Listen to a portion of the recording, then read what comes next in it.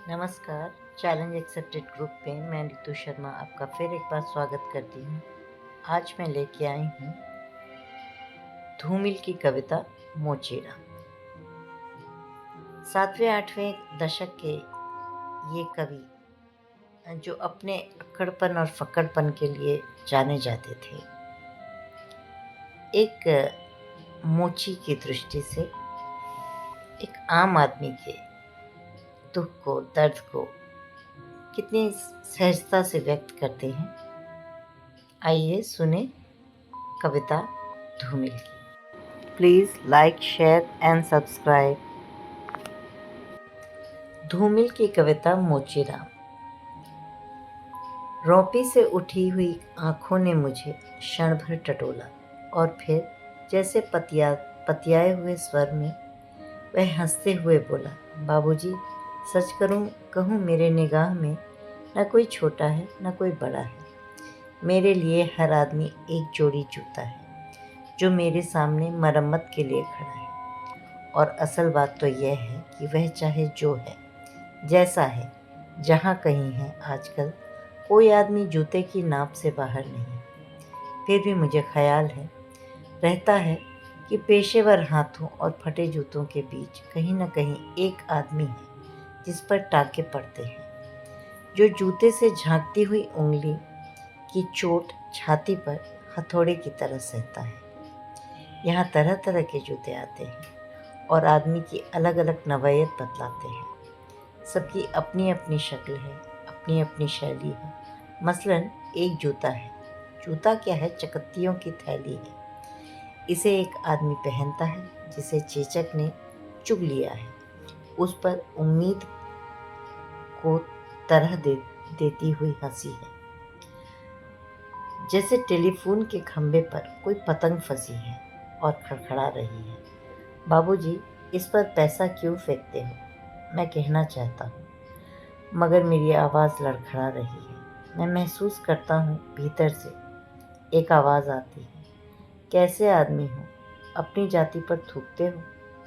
आप यकीन करें, उस समय मैं चकत्तियों की जगह आंखें ताकता हूँ और पेशे में पड़े हुए आदमी को बड़ी मुश्किल से निभाता हूँ। एक जूता और है जिससे पैर को नांग कर एक आदमी निकालता है सैर को। न वह अक्लमंद है, न वक्त का पाबंद है। उसकी आंखों में लालच है, हाथों में घड़ी है। उसे जाना कहीं नहीं है, मगर चेहरे पर बड़ी हड़बड़ी है। वह कोई बनिया है या बिसाती है, मगर रौब ऐसा है कि हिटलर का नाती है।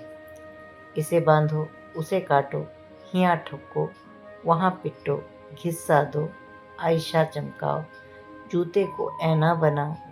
उफ, बड़ी गर्मी है। रुमाल से हवा करता है। मौसम के नाम पर बिसुरता है।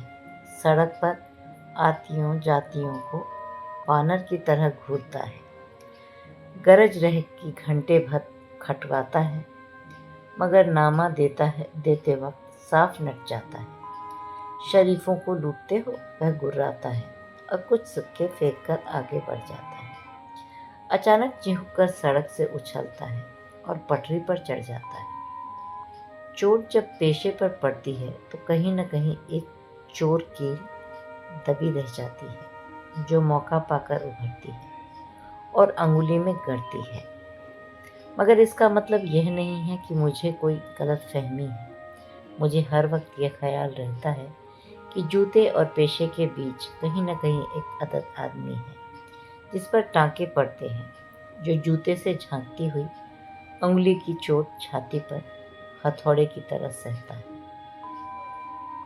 और बाबूजी, असल बात तो यह है कि जिंदा रहने के लिए अगर सही तर्क नहीं है तो रामनामी बेचकर या रंडियों की दलाली करके रोजी कमाने में कोई फर्क नहीं। और यही वह जगह है जहाँ हर आदमी अपने पेशे से छूटकर भीड़ की टमकता हुआ हिस्सा बन जाता है।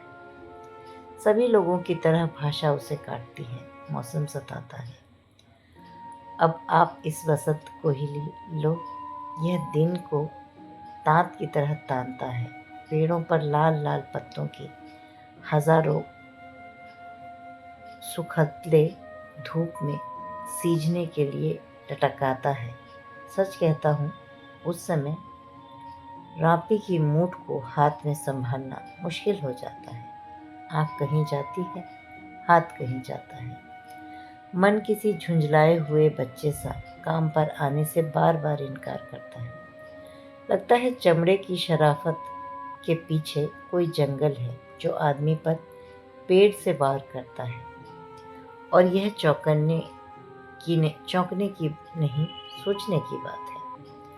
मगर जो जिंदगी को किताब से नापता है, जो असलियत और अनुभव के बीच खून के किसी कमजा तक मौके पर कायर है, वह बड़ी आसानी से कह सकता है कि यार, तुम मुची नहीं शायर है।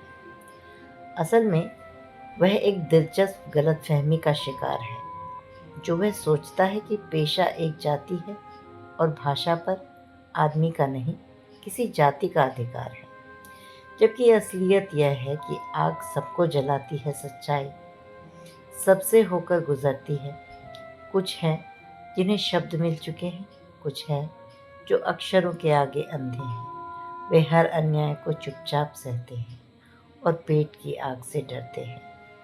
जबकि मैं जानता हूँ कि इनकार से भरी हुई एक चीख और एक समझदार चुप, दोनों का मतलब एक है।